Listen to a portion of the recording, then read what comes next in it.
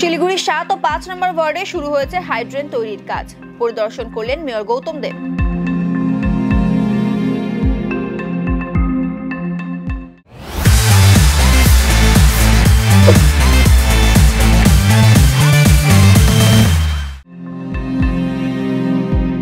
শিলিগুড়ি পুর নিগমের ৭ নম্বর এবং ৫ নম্বর ওয়ার্ডে দীর্ঘদিন থেকে বৃষ্টিতে জল জমার সমস্যা রয়েছে।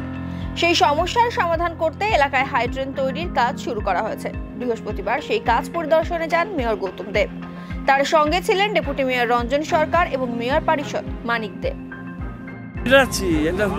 ঝামেলা আছে, সব কিপাসের উপর দিয়ে করেছে, সেখানে এখানে সেবক রোডে সব জায়গাতে আমরা করব।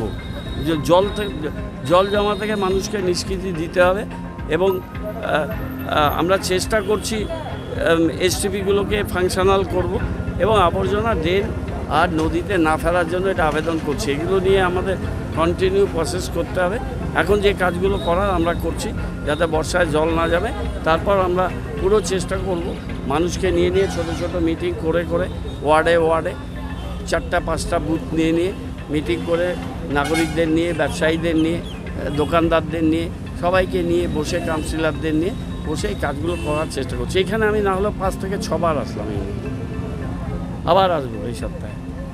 আর আমি একা আসিনি, আমাদের পুরো টিম এসছে একসাথে। আবার আসবো, এগুলোকে আমরা ঠিক করছি।